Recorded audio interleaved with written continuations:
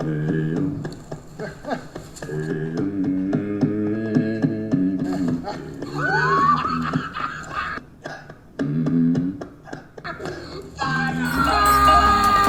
gotta say to you now.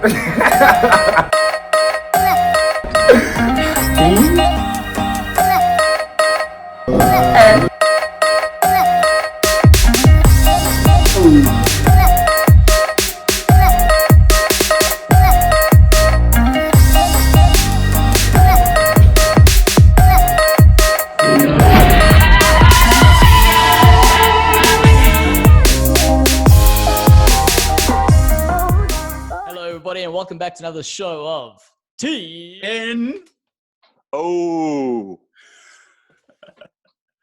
Yeah, that's today we got another guest. His name is King Kenny.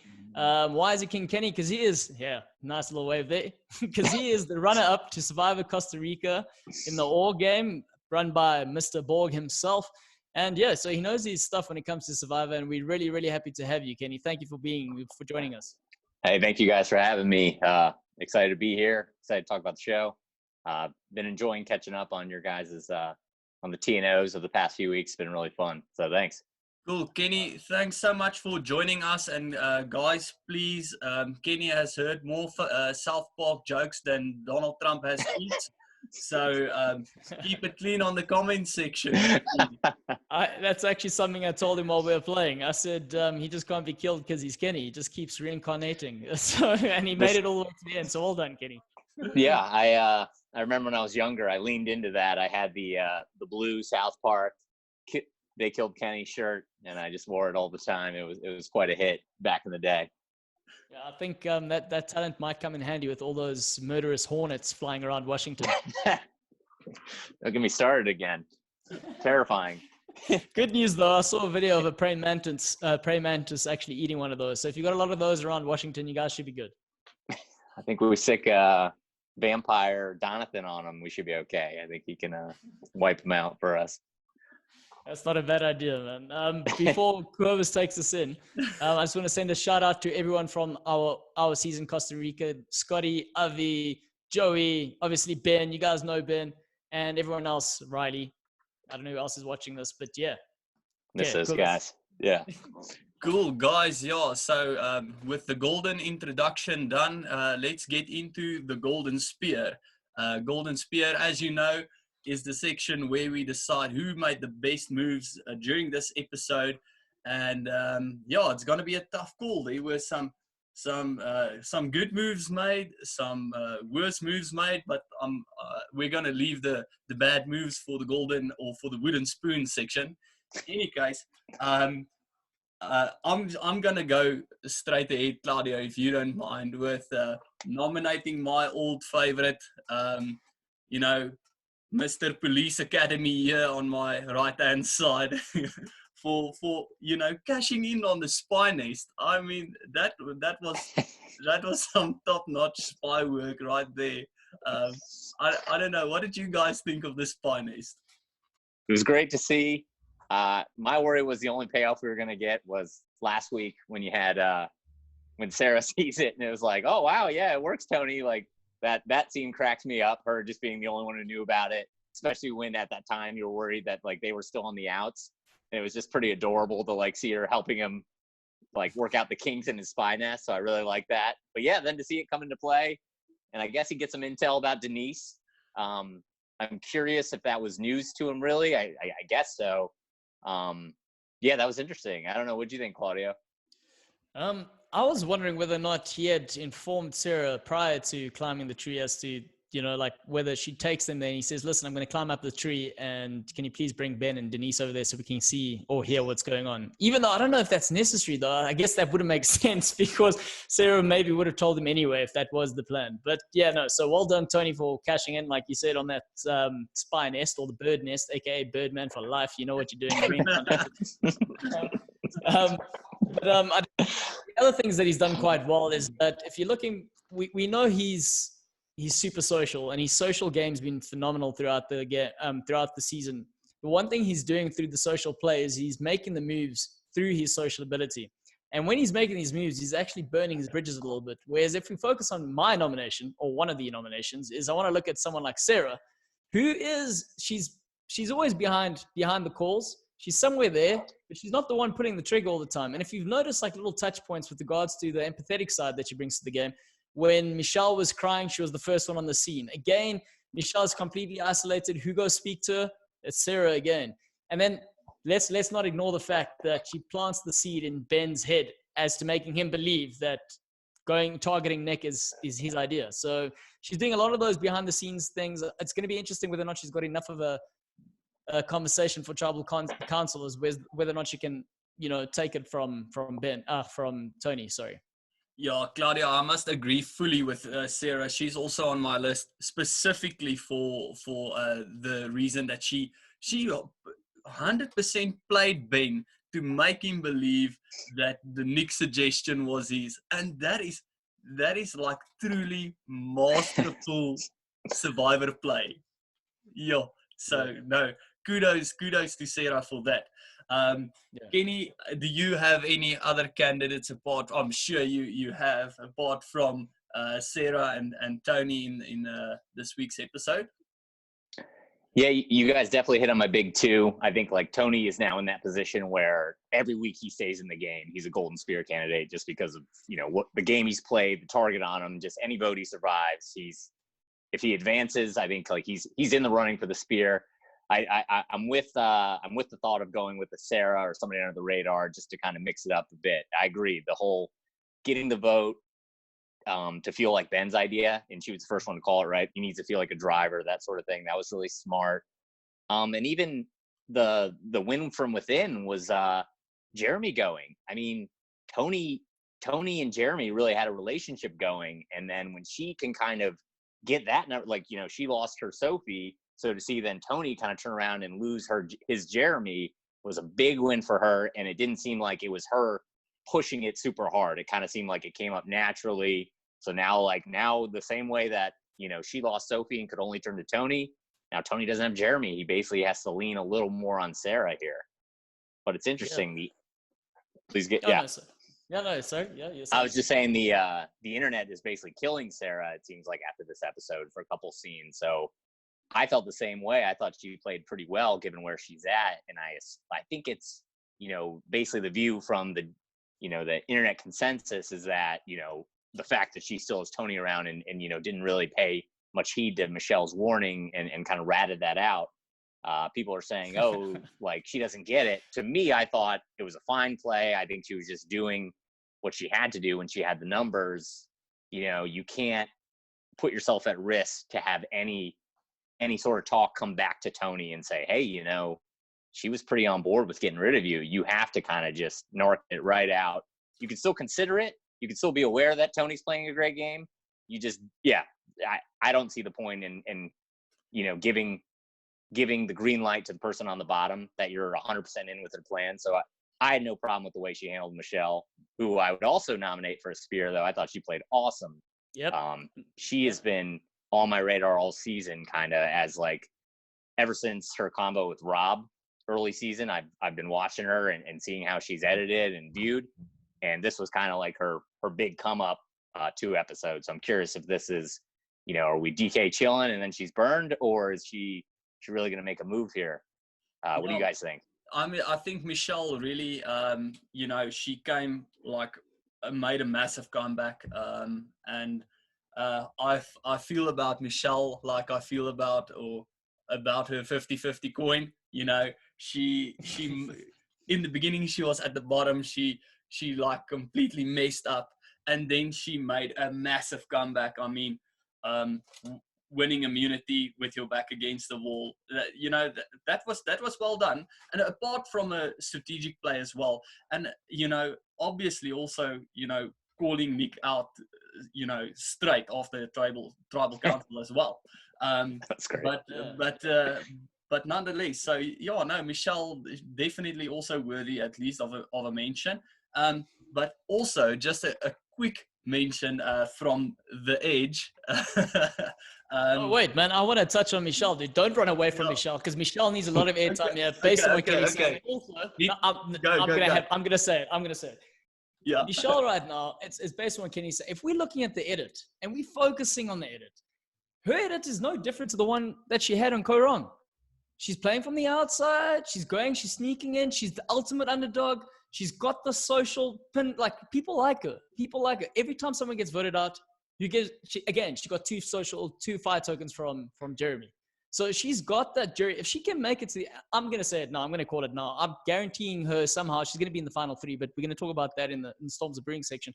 But just if we got a base on this, I love how she shakes her head when Nick gives the disadvantage to Ben. And she's like, what the hell is this so doing? And I'm like, yeah, you know? I mean, we're going to talk about Ben as well. But yeah, so she does that. She wins immunity when she has to. When it seems like she just keeps in the game at arm's length. She's never in the mix.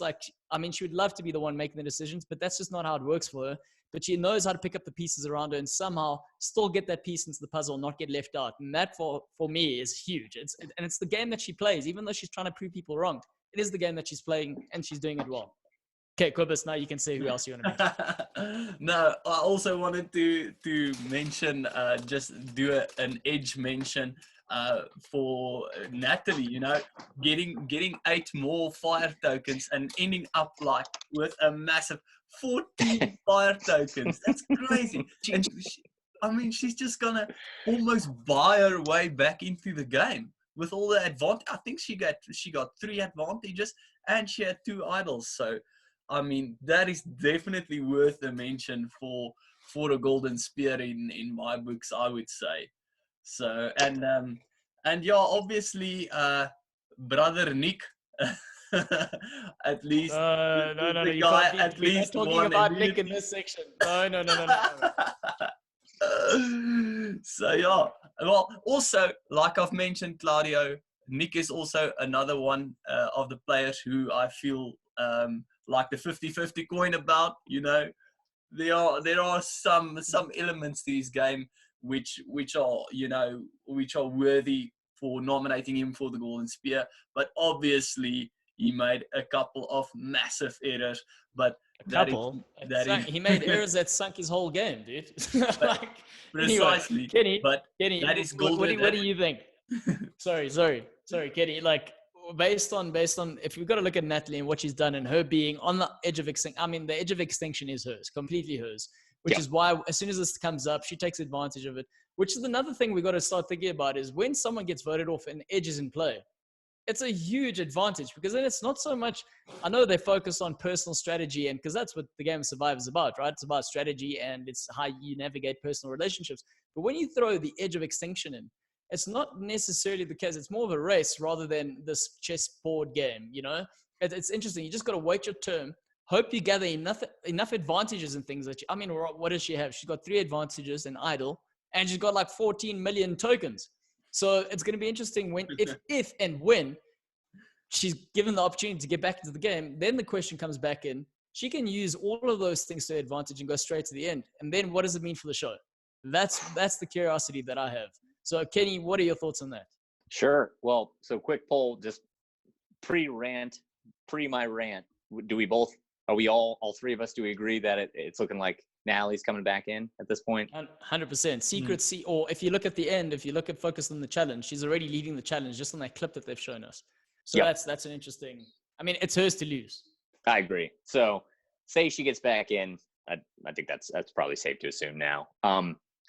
The edge, kind of what really bothers me was the tokens. I think the way the tokens ended up playing into it is what really bothered me. It'd be one thing if she was on the edge the whole time and didn't also clean up on these tokens and then like you said, come back in with an idol because of said tokens, and also impact the in-game so much because of those tokens. The fact that they made such a big point about the people in the game also had the tokens and the economy going on there.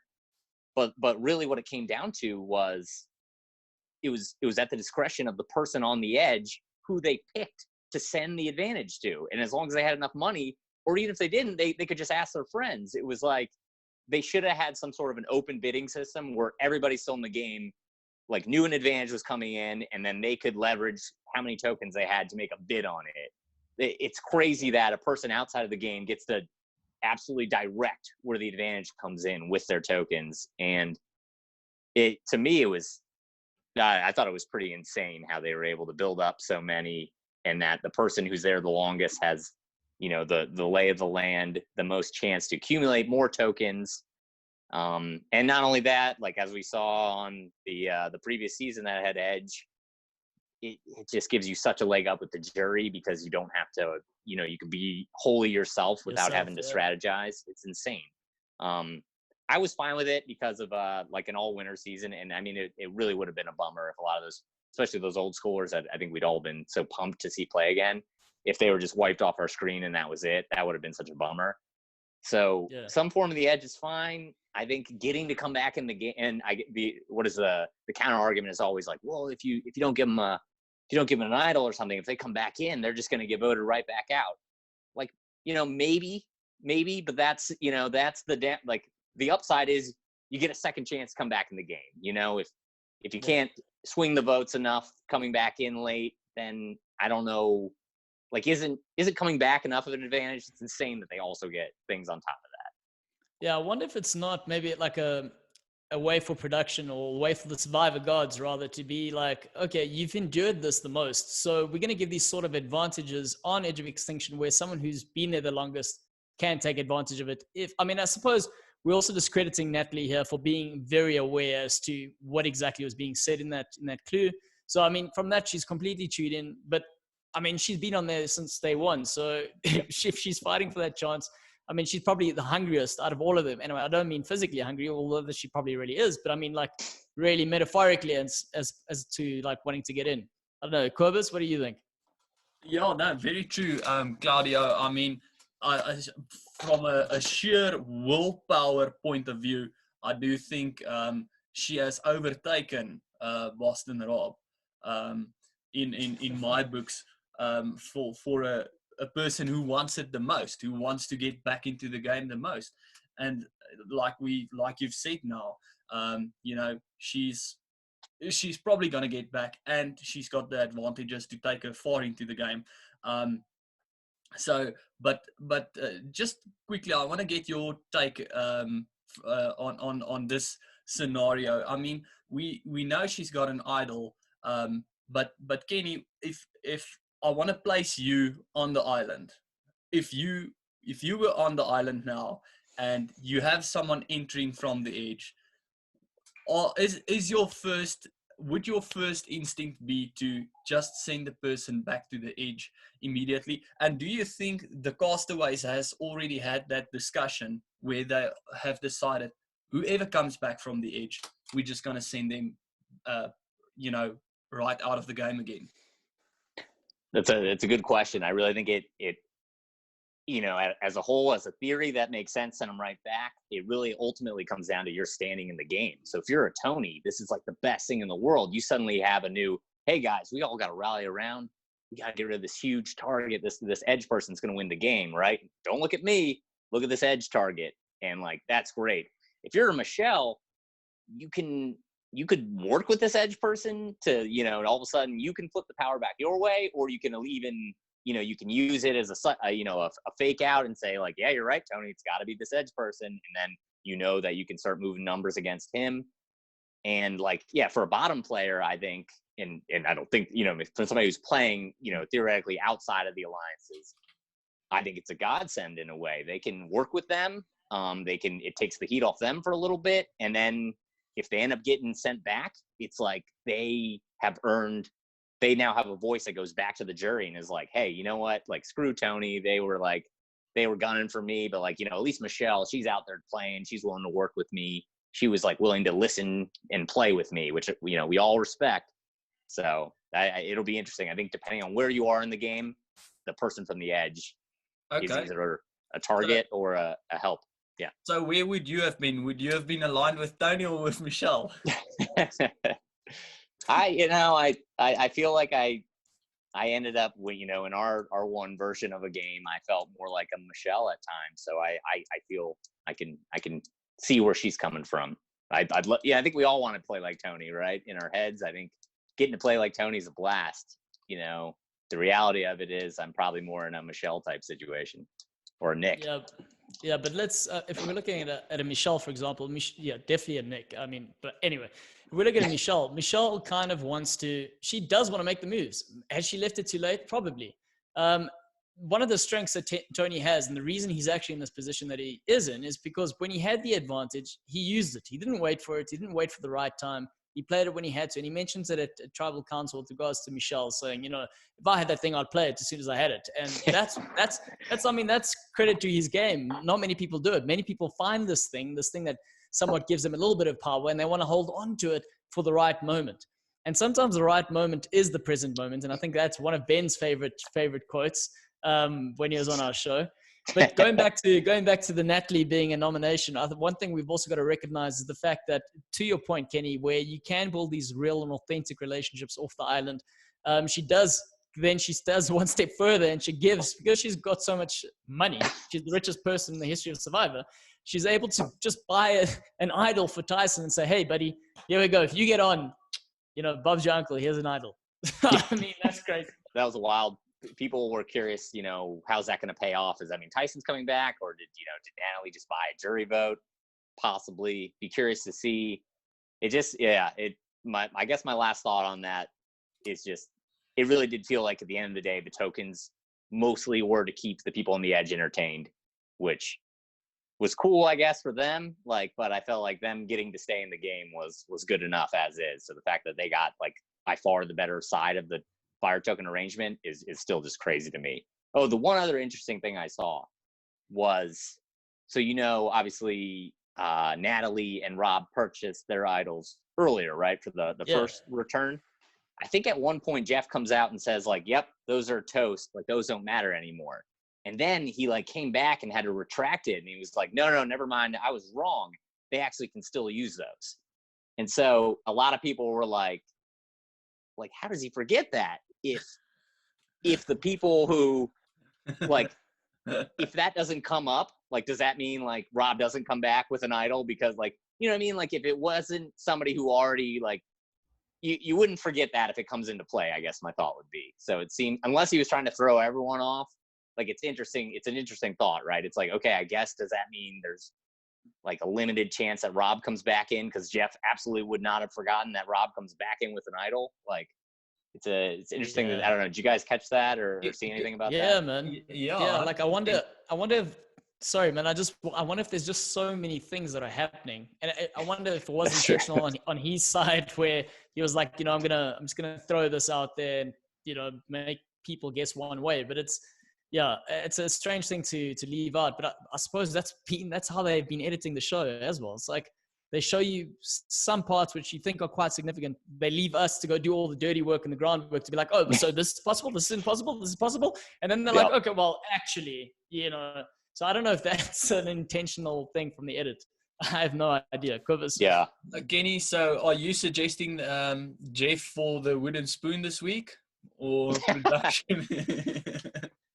That poor guy. I think the real lesson is that Jeff has a life and has things to keep track of, and that just slips through his mind, and I clearly have too much time on my hands despite all this. So I think I probably get the spoon. Claudio maybe got it last week, I get it this week. That's the way it goes. It follows. Yeah. I've got one more question before we get to rounding up the golden spear. So Michelle finds herself at the bottom after the Jeremy votes. As she also, I saw somewhere that someone said, if you want to know where the vote's going, just know who Michelle's going for, and it's going to be the opposite person. So, but yeah, going back to Michelle. So she comes back from the Jeremy situation, and she's isolated, and she's pissed off, because she's been pissed off this whole season, for at least for the last 6 votes or so. And she starts, nothing to lose, starts talking to Sarah and starts playing the whole mind game thing where, you're going to take Tony because what the hell, Tony's definitely going to beat you. And I start thinking, I'm yeah, that's a great strategy if you're playing with newbies. You're playing with new players, then you're really going to get them start thinking you're going to make them paranoid. As soon as you're playing with someone, and Sarah mentioned this at Tribal Council, the reason she does so well in a game is because she's so confident. So as soon as you tell someone who's confident, hey, listen, I think, you're definitely not going to win that. All you're telling that person is really, hey, that person's going to then roll up their sleeves and oh yeah, I'll bet you, I'm going to show you I'm going to beat them. That could even be an incentive as to why she's keeping Tony around. And I think we see that towards next episode where she goes, she wants to go up against the big the Rockies of the show. You know, she wants to be challenged and show. Yeah. So it's an interesting theory. I don't know, Kenny. How would you have played that if you were Michelle? I love that you said that. I actually wrote the same thing down. It was, I like Michelle for a lot of reasons, and I think she's got a legit chance to win this. But it's funny, everyone is now on the train of like her being like, she's the only one that sees what a threat Tony is. Like, there's no way that's true. Everyone out there has won before. Everyone's super smart and perceptive.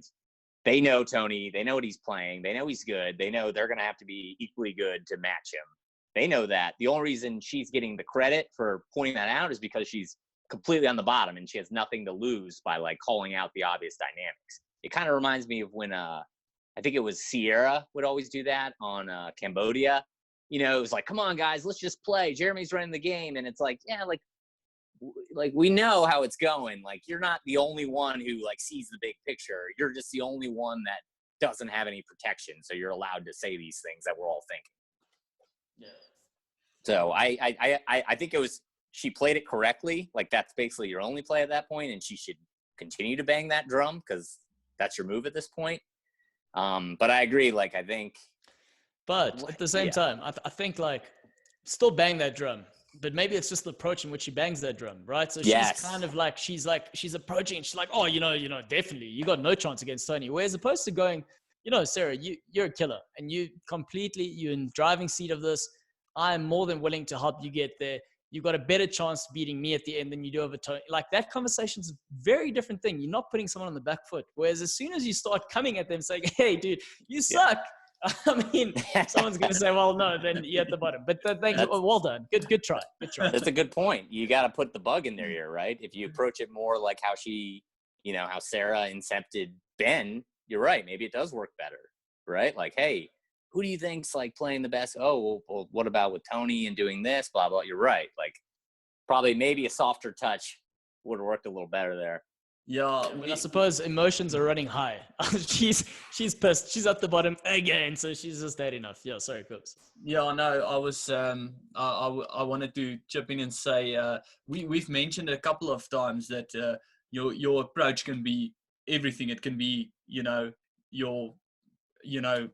whole game can basically ride on whether your approach was right or not. But can we round up the Golden Spear section? I must say it's actually it's quite a difficult one to award this week. I mean, we've said in previous TNO episodes, we've said we want to give it to the player who made the biggest leap. I mean, because it's easy to, like you said, Kenny, to award it to a guy who's in the in the calling seats like Tony at this stage. I mean, he's on a roll, and it's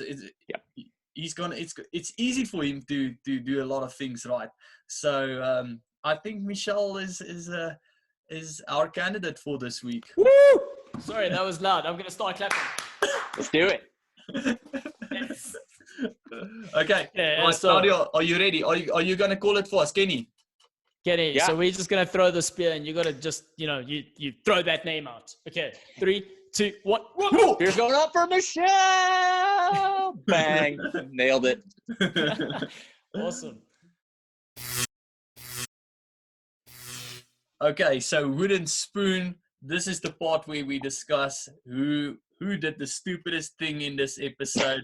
Or, I mean, it's going to be a tough call because I feel there were a couple of moves made which shouldn't be in the record books.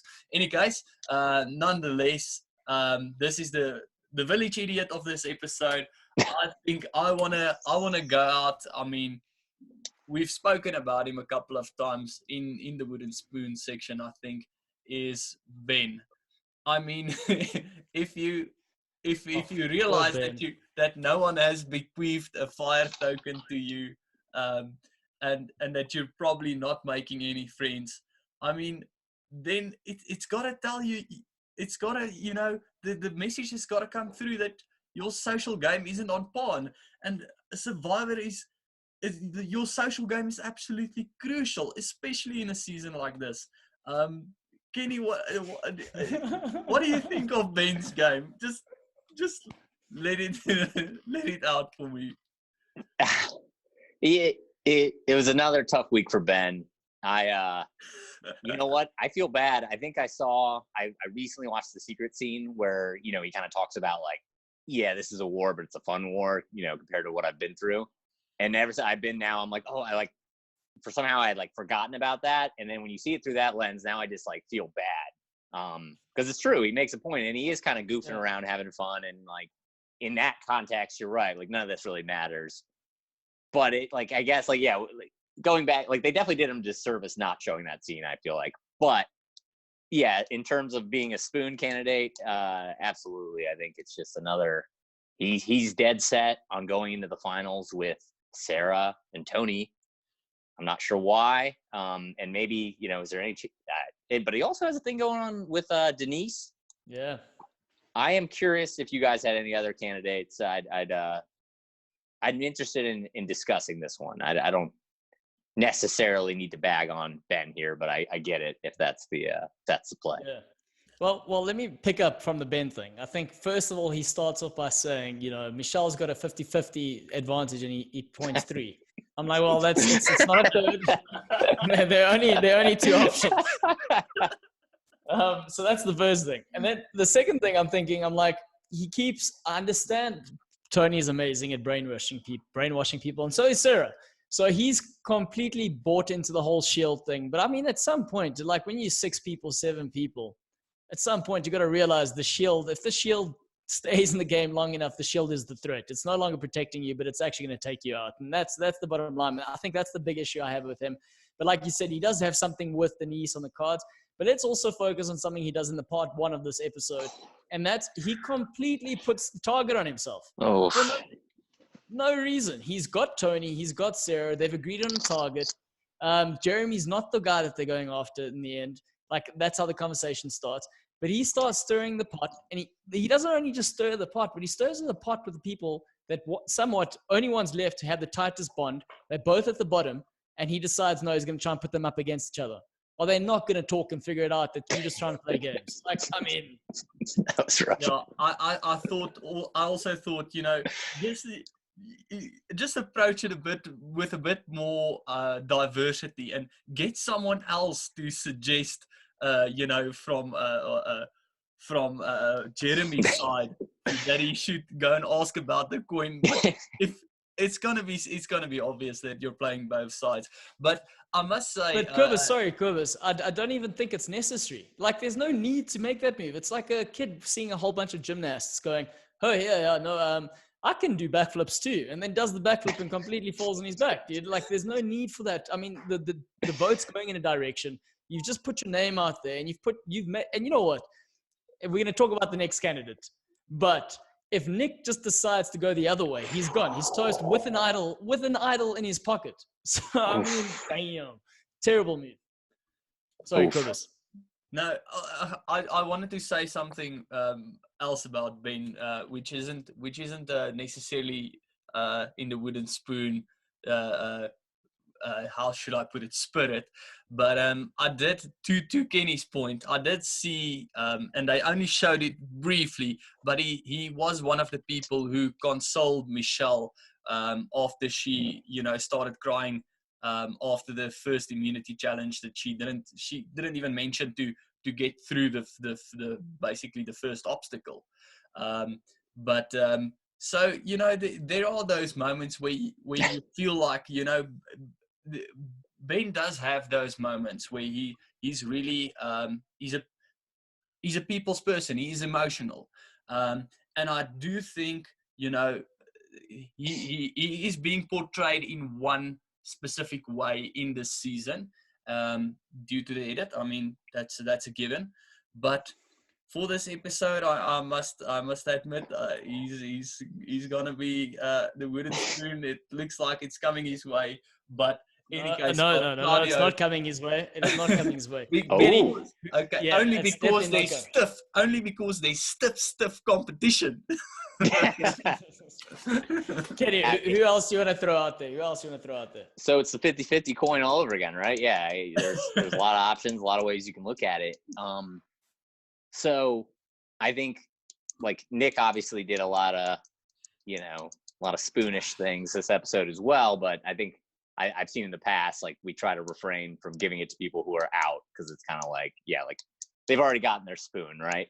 So in terms of whose standing has dropped since these episodes, I mean, I'll be honest, when you guys laid it out like that, some of those Ben moves were pretty rough. But my initial notes I wrote down, Denise. I'm such a huge Denise fan, and I just feel like she kind of had a rough episode. I think it was you guys and LaRue were talking about how last week, like, oh, she'll probably, like, we'll see a scene of her coming back and kind of like, cleaning things up with Jeremy and stuff about how she acted at Tribal. And she, like, kind of did, but not really, not in her usual Denise way. That's just like, man, she's the best. Like, and then she kind of had her whole, like, she's just gonna, kind of relax a little bit and kind of endure. And it was a cool arc, but it was like, it just didn't feel like her usual gameplay. And it didn't seem like the jury loved it, right? I think especially when she was like, she made the line of like, I'm just tired of scrambling. I don't want to do that anymore.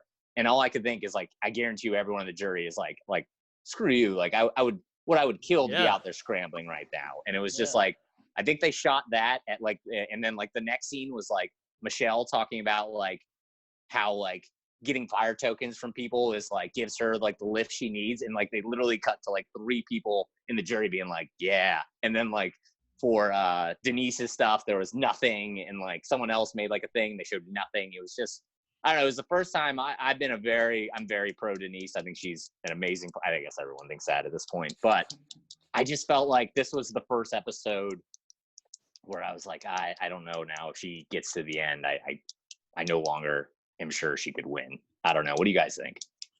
Yeah, she's an interesting one.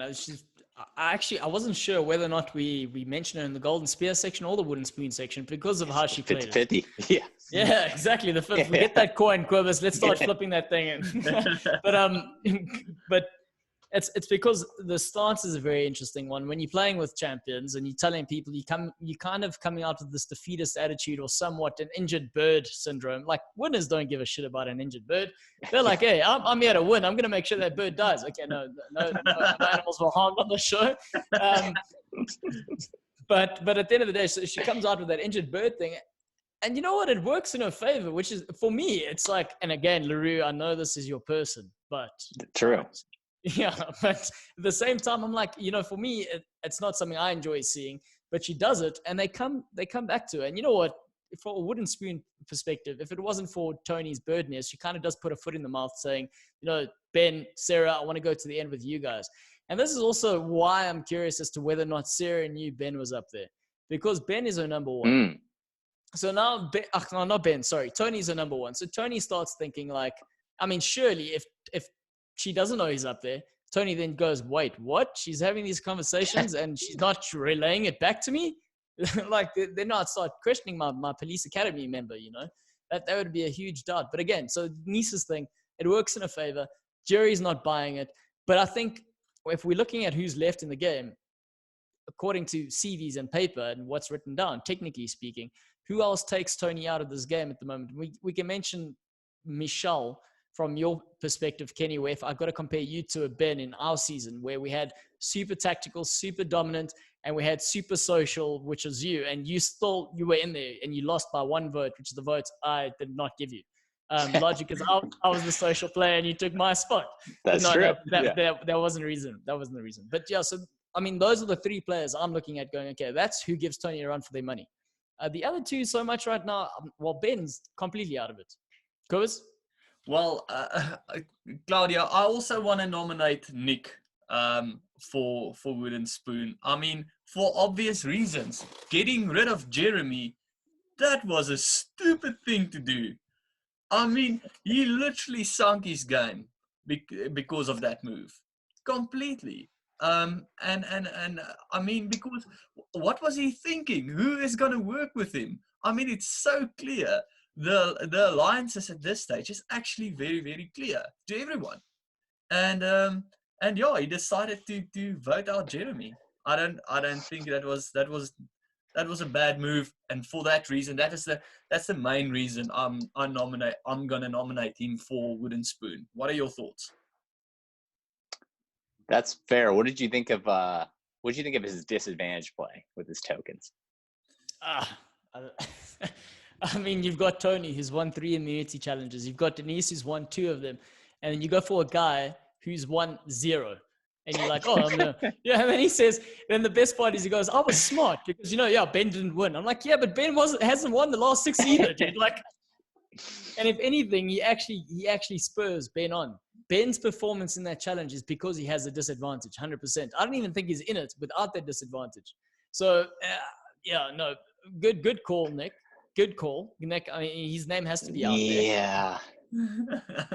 Yeah, I think I was a defender. Like, I think I remember earlier, Claudio, you were saying, like, you could definitely see a Nick and a Michelle going to the end, and I kind of felt the same way. And I felt like Nick was getting a little screwed with the edit. But, yeah, I mean, this week was a rough week. There's no who would you have given it to if you wanted to cause chaos, like you said?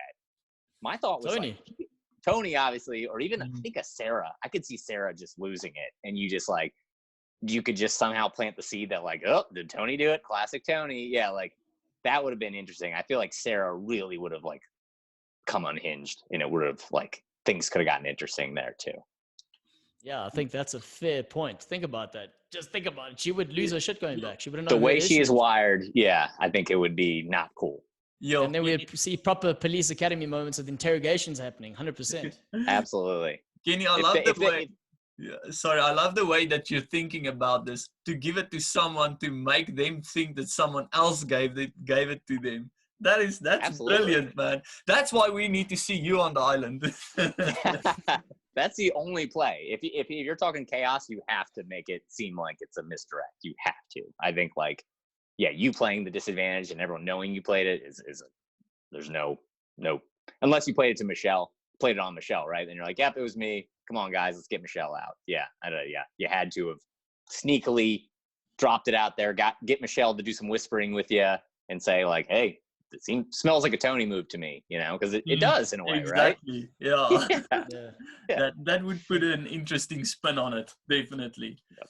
Any case, any more candidates for Wooden Spoon from your side, or is it is Ben and Nick basically it for this week's episode? Kenny, do you have any other names? No? That sounds right to me. And actually, you're right about the Denise thing. I think I want her to win very badly in a way that I'm holding her to a really tough standard. Because if we just look at it from like the bird's eye view, she made it 2 more votes. From Tony's view. Yeah, right. Yeah, exactly. Right. If we look at it from Tony's view, she's toast. Exactly. No, but you're like she loses more allies. She loses Kim. She's on the wrong side of the vote. She is visible at Tribal for calling out Jeremy. Like, it's like, oh my God, she's toast. And, she survived 2 more votes. So I guess I guess I can't really nitpick with that. So she hung in there. She pulled a Denise. So good for her. Yeah. I think I got one last one. I reckon everyone except for Michelle and Tony deserve to go home. Sorry, what am I saying? I've had a long day. I mean, they deserve to get the wooden spoon because, I mean, just get rid of Tony. Why is no one even talking about getting rid of Tony? That is so true. That is so true. Well, okay, no, but Claudio, again, the 50-50 theme is coming through again. I mean, we have mentioned, sorry, I didn't say that we have mentioned Denise as well for wooden spoon, but Denise has mentioned getting rid of Tony. She did. Yeah, you're right. So she's seeing, what should be done, but maybe just didn't execute it correctly. All right, I'll nominate myself for putting my foot in it there. No, you're right.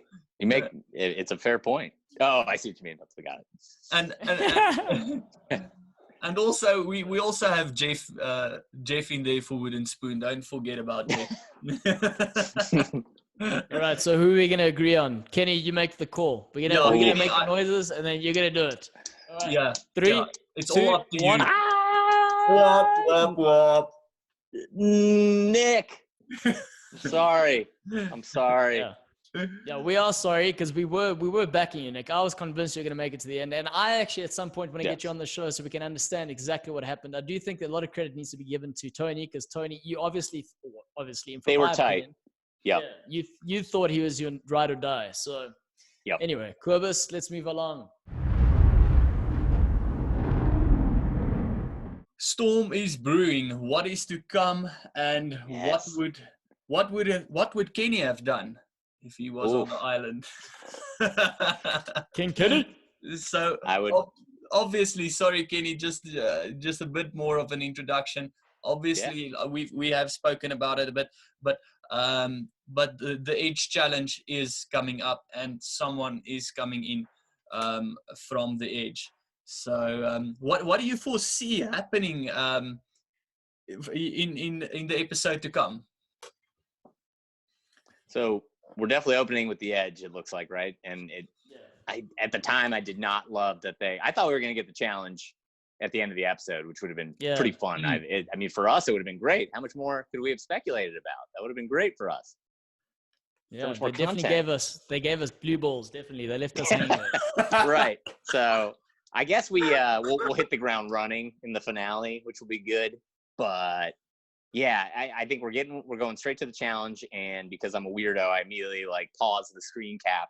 And did you notice when they show the Tony eye view of the whole challenge, you see Natalie way far out, but then it's also, you see Parvati's pretty far out. You see Wendell's up there, and so is Yule. So I'm curious too. Do you guys think so she bought 3 advantages. Some people bought 2. Do you think it's hey, she got to skip those first 3 posts? Or do you think it's during the post challenge, you get to start a little closer, and then during the next phase, you get a second advantage, and then during the third phase, you get a third advantage? Or do you think it's all stacked in the beginning? How do you guys think that works? I think it's stacked in the beginning, and then also what I want to throw out there, what I think is these challenges, they tend to have, I mean, we've mentioned it before as well, but they tend to have an equalizer at the end. So even though you have an advantage coming in into it, it buys you a bit of time, but that doesn't necessarily guarantee you a win with a challenge like this. But that's just my feel of it.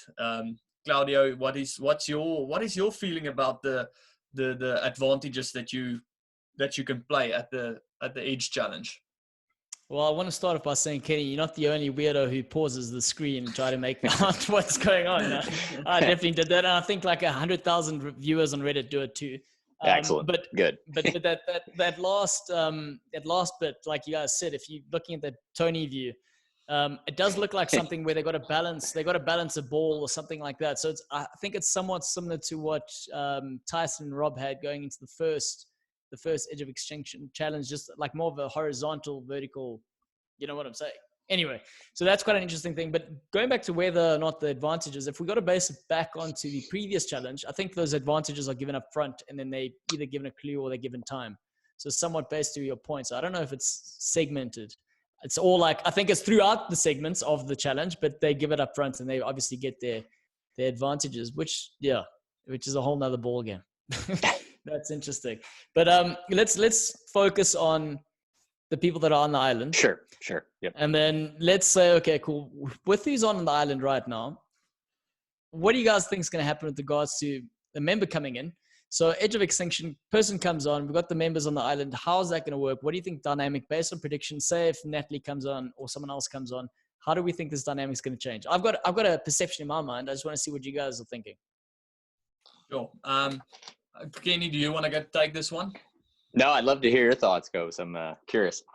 So I think probably if let's say to put some cement into this idea to work with, let's say Natalie makes it back onto the island.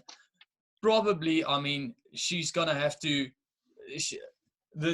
Everyone's gonna want to hear her side of the story, what happened on the edge, and I mean, because she's had a lot of insight, being at every tribal council and hearing what everyone has been saying, all their information. What they don't know is what's been happening on the edge. So I mean, and depending on how Natalie pitches that, a lot can unfold because of how she pitches it. But I do foresee, like we've mentioned before, someone who's on the bottom working harder to get her onto their side and to play the game. So I'm really seeing, as Michelle's got her back against the wall, she's gonna play hard. She's gonna pull in that person and hopefully get some advantage from that person to take her game forward. Because I don't see Tony and Sarah and Ben sacrificing their spots at the final three, which they've got in mind. So you saying, so Kobus, your prediction from the edge then is that Natalie's 100% coming in. Is that your prediction? Yes. Well, okay. I'm working. That's what I'm working based with. on that. All right, and you, Kenny? Yeah, I guess we got to go Natalie, at least for this exercise, because if it's somebody else, like if it's a Parvati, like, all bets are off. Anything can happen in that case. Like at least with Natalie, I can see how things play out. What's your guess? Well, I'm just thinking about it, and you got. I think anyone's got the potential to. I know Natalie's the favorite, but I kind of feel like they're setting us up for Natalie to come in, but I don't think she's going to come in, even with all her stuff. I just don't think it's going to happen. I think it's you've got a Denise. Oh, sorry, you've got a Ben and you've got a Tony who both have idols at the moment. All right, yep. So you've already got that. So one of these guys come in with so if Tyson makes it back again, even though I think it's a bit too far, but if Tyson makes it back, you've got the scenario where you've got all these idols and you've got, so what's that? You've got 6 people left. How many people are left now? 6, right? 6. 5. No, 5. With the person in, you're right, though. Yeah, when Ed comes back, okay. Yeah, we'll have 6. So then you got again. 6, and then you still got 3 idols, and then you got to throw in the fire making challenge. I feel like they've had Edge of Extinction, so there's no reason as to why they won't have the fire making challenge. Yep. So, so you got to take all these things into account. I'm thinking maybe, possibly, we might even see 3 women in the final 3. That's kind of what I'm guessing here. They're just going to turn on the guys at some stage, and that's what you have. I'm pretty sure Michelle makes it to the end. I've just got this. She's getting that edit. That's how it's being played out. You've got a Denise, though, who's speaking to Ben and she's speaking to Sarah. She's hoping for a final 3. But the Tony's going to be too much in that scenario. Tony's going to be speaking to Sarah. He's going to be speaking to Ben. And I think the conflict we see between the two of them is him discussing with Sarah that they need to start getting Ben out because of one or two things. For me, Tony's in a situation where, Tony's in a situation where he can take anyone to the end. It's not a problem for him. It's just whether or not he needs to manage each step as to who he takes with so that they don't turn on him. And as soon as he catches wind of someone wanting to turn on him, he's got to take them out.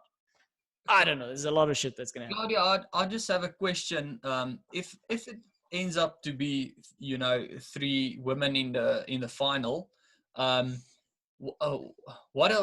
is the lady who's going to win? What is her title going to be? I mean, is she going to be Queen the Second? Or... the Queen Mother, yeah. Well, I think if Denise takes it, then definitely the Queen Mother. That's for sure. No, there are definitely interesting and keeping us on the edge sitting stuff. Coming in the next episode, and maybe that is the whole reason why they also reserved the Edge challenge for the coming episode, because I mean, already a lot of stuff happened in this episode, and that sort of guarantees an eventful final episode. That's true. But just going back to, we're assuming Natalie's going to come in. But if she comes in, she does make it to the end with all her advantages that she has. 3 advantages, idle, fire tokens. And also they said fire tokens are null and void now. So what is she going to do with all of that? Just buy everyone, like they're going to have a big peanut butter party or something. She used them up. She did 6. I think it was the prices went up. So she used her last 6 for Tyson. I think she's out. Maybe I'm wrong. Maybe she did buy more peanut butter. Yeah, I think it might be something that Rob... Jeff might be like, oh, yes, yeah, we forgot. She was allowed to bring them back. Right. Do you think, Claudia, could you see like a scenario where like a Wendell comes back only because of, tinfoil hat, but he was, he looked kind of far in the beginning. And like they spent so much time on the whole Michelle-Wendell relationship. Is that coming back into play potentially for the end game? Is there any chance of that, or is that it's not even worth thinking You know, about. him at that this is point. that is something I thought about, especially when LaRue mentioned last week he's got no chance, and I just thought exactly he did get his airtime with Michelle. He did get a bit of that, and when we're seeing that clip, I don't know what advantages he got, if he got any, but he is in the challenge, and he's is someone that no one's talking about. Right. So it would make sense to like have him in there, but then it's interesting because then you got him and Michelle again having to work together, which is pure gold, I think. And that could be the payoff, because it kind of ultimately went nowhere when they spent so much time on that. So if that's the payoff, like, that paid off. Yeah. If they're each other's best options to suddenly have to work together, and be pretty interesting. Yeah, no, that's something I actually want to see now. If that happens, I think we've got a real finale on our hands. That would be spicy. So are you both vouching for Wendell to win the Edge challenge? I say all that, and I still think it's Natalie. Yeah. Yeah, I think we've discussed at lengths like what happens when Natalie comes on. But what happens, okay, and we've kind of touched now on what happens with Wendell. I mean, Wendell's kind of forced to work with Michelle. But what happens if someone like Yule comes back or Rob comes back? Yule, who does he work with? Obviously, Michelle, whoever's coming back from Edge, Michelle's your number one. They know she's up for grabs. They know they can work with them. All they need then, and this is why I'm saying if it's Natalie, hypothetically speaking, why I'm saying it's going to be an all-lady alliance, because Denise will flip. Yes. Denise is close to Ben, but she's going to do whatever it takes to win. And she's not that close. So she would be prepared to do whatever it takes. That's what I'm saying. Like, whatever happens with this Edge thing, Denise and Michelle are key in whatever happens going towards the end. Okay. I agree. If I'm in those shoes, I'm talking to, obviously, first I'm going to Michelle. Second, I'm going to Denise. Absolutely. She's so rational, right? So if you can lay out a case for her, I feel like she'll be like, you're right. That's also in my best interest. I'm in. The other one's a little bit more emotional. Yeah. Guys, what if Sophie wins the Edge challenge? That'd be fun. I'd love it. That'd be great. I completely forgot about it. Same with Kim. That's why I was hoping we get a little more Kim time this week, just to say, oh, maybe she gets back in. I mean, she's a challenge piece. She could get back in and she could do some damage, but I feel like she completely disappeared this week. And just quickly, what do you guys think are the chances of Amber winning the Edge challenge? You pulling our legs. What? Is the chances better of getting killed by what are those killer bees? Yeah, definitely. I think the odds are higher to get involved with Kenny getting stung by murder hornets. That's right. I'll tell you what though. Didn't it just feel like it was just par for the course when of poor Danny Boatwright's edit when like Rob was like, hey everyone, let's give like an extra hand for Natalie and Amber for being here this whole damn time. And it was like, all I could think of is like Danny was like also there most of the time and completely alone. And it's like, yeah, okay, nope, no, we're not, we're just gonna pretend Danny doesn't exist. Even her fellow Edge players, nope. Way to go, Amber and Natalie. Yeah, she's had it rough. I think she's probably had it so the worst out of it. It sucks. She's awesome. It's a tough break for her. I feel bad. I must say, I really. I enjoyed Amber's reminisce about the Edge. I think she made a couple of good points. I felt for her. I thought it was moving. So I agree. Yeah, I mean, yeah, they just had to give her airtime because they're like, damn it, we've had this whole season and she hasn't made much of an appearance. I do want to say though, I do think everyone on the edge of extinction made a prediction for Survivor going forward, and they said, see you never Edge. So let's hope that no one ever sees the Edge again. I'm fine with that. Yeah, so it's interesting, right? It's like, oh, hey, we do have Amber and Danny and co as afterthoughts, but now all of a sudden this next episode, like, they're going to be jury members. They're going to ask a question. They're going to cast a vote. It's interesting to see, like, I'm curious how they will vote as old schoolers who are now trapped in this new school game, who then had to do this weird twist that only one of the group of people has done that a lot of people don't like, including old schoolers. Do they value the Edge because they were just on it and had to deal with it? Or are they like, no, like, my game would have would have never had the edge. Like if I had played in my game and Judd came back or something from the edge, that would have been like BS. Like, no, I'm going to pick somebody who's like me and played old school. That's what like, I don't know if we have time, but at some point, if we get into the thoughts of the jury, I think that is really fascinating with such a big jury. Like I think we could have a crazy outcome because the jury's so big in the old school versus new school and the way things went down. I could see a lot of crazy outcomes all of a sudden. Yeah, that's interesting. Because so if an old school member does make it back into the game, they're pulling in that whole jury. Yes. Which is quite interesting. Yes. So, And say there is no old school person, right? Who would you see as stepping into that? Who then fills that void? Who's the next closest to an old school in your opinion? well, I suppose then they start going, they're like, well, if we're going to make someone a great player in our season, they've got to be better than me. So they're going to start voting with that perception. Is this person really worth being better than me? And if Tony makes it to the end, then it's hands down, he's the king. Because like every queen needs her king. So, well, I suppose the queen would disapprove of that because she's by herself in the UK. But Survivor, a king and a queen. So I guess, but I don't see Tony. Tony is he's not going to make it to the end, in my opinion. I reckon. I even wonder, like, I think like I'm 90% with you. I do think like they're going to be like, look, Rob called him a boss for a reason. Like he's played the best game. I think he would win it. But I do wonder if, like, part of them, there is going to be a little subconscious where they see more of their old school selves in a Michelle. And it's just like, hey, like, I didn't have all these crazy advantages. I had to just kind of make bonds with people and play, get their tokens. Like, I was more of a Michelle. Like, her game reminds me of the old days. And, like, and also, like, you're right. Like, they are going to think about, hey, whoever I pick to win, they're going to be viewed as potentially the GOAT. And I can't decide if, like, at the end of the day, they're going to be like, well, then it should be a Tony because they should be ahead of me and they would be undisputed better than me. Or do you think there's any chance that because of their crazy competitive nature, like, Rob is like, hey, how about instead, like, I show everybody that, like, I reach deep and I make Michelle this queen that nobody even guessed from the beginning. And now all of a sudden, like, it becomes a debate. They can't immediately say, well, no, Tony was a better player than Rob. He won Winners at War. He's won twice. He's the best player of all time.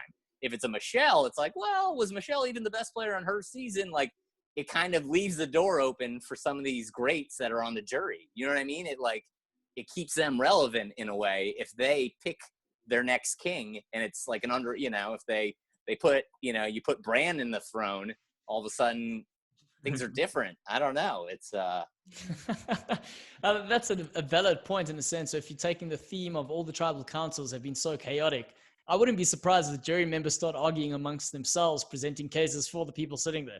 That'd be quite interesting.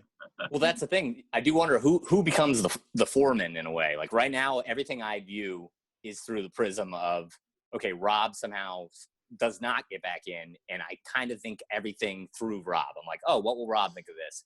Because I feel like, Rob's going to get Amber immediately on board. Then he's going to get probably Parvati on board. So he's so vocal and everyone, like, it's hard not to agree with him. I feel like, so everything, and just in my head, I'm like, wow, Rob really likes Michelle. So Rob could make a really compelling argument for Michelle if he wanted to. And also going back to Michelle's, like, without Rob having to make an argument for her, the game she's playing is the same game she won it previously. She's likable. She's hung in there, like you said, more of an old school perspective. Although she has actually taken advantage of the new things introduced within the game, within the fire tokens. Whenever she had them, she used them. That's true. That's true. Yes, and she's hung in there. So if she can, and especially at this position now, when the jury is looking at her now, and they know she's completely at the bottom, and they've known she's been at the bottom for like the last 3-4 votes. If she makes it to the end, they go, damn it. Yeah, she just can't be killed. She's a King Kenny. And that if she follows her co-wrong arc, exactly like you're saying, like she gets hot at the end. So you're right. Like she's making her move. And then like she would have to like take out a Tony, like you were saying, like then all of a sudden, yeah, she's up there, right? Yeah. I suppose the thing is whoever takes out Tony gets that feather in the cap that no one can take away, and they go, well, damn. And Tony, I suppose, then gives them his vote. Yeah, I don't see Sarah turning on him though. I have a crazy like back of napkin math where it shows like in the odd chance if Michelle goes to the end with like a Tony and a Sarah because they like, occupy so many of the same type of votes, I saw like a weird version where like Michelle could pull a 7-6, 7-6-3 and do it, mostly getting the old schooler vote. And it's just kind of like the new schoolers almost cannibalize each other's votes because like basically a lot of the women would go with Sarah and a lot of men would go with Tony. Sure. So I think, dude, I think that sounds pretty accurate. Look at Quover's getting excited. I mean, you never know.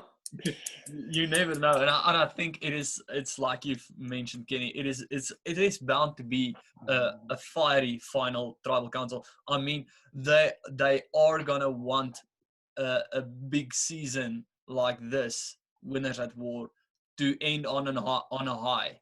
And I mean, we have spoken about it before as well, where we've said, you want to build something out up and up and up. Is this possible? And I do think they are going to plan something spectacular for the final. But guys, listen, I want to say thanks so much for joining me on another episode of TNO. Any closing remarks, Claudio, from your side? I guess I'm predicting a winner, Michelle. Kenny? I'm going Michelle too. I can't believe it. I'm going Michelle. It's because we're social players, man. We're social players. We're high on our own supply, I think. I love it.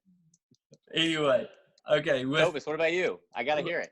I'm gonna go with Sarah. So then are all three of us? Are we thinking then? Does Tony make the final tribal? I don't think Tony makes the final tribal. I do think Ben gets blindsided with an idol in his pocket. I'm now with you on that, Claudio. Thinking about the preview, I agree. I think Tony knows this next vote because everyone's going to be worried about the edge person. He's like, hey, we got to take Ben out before he plays his idol because he has to play it next week. And also Nick does say in a secret scene where he's like, oh, I'd just love to come back. And they freak out. So I'm like, maybe Nick's the one who comes back. That's the other they say that. And remember when they showed Nick and he's like, he points to like a hole in a tree and he's like, I swear they're going to hide an idol there one day. So if there's any chance they flush Ben's idol early and then like that's where they hide it before the last turn, that would be really interesting too. That is definitely, there are some interesting things in the next episode to come. Guys, thanks so much for joining me. I think our time for today is up. Looking forward to the final, to chatting to you guys again. Cheers.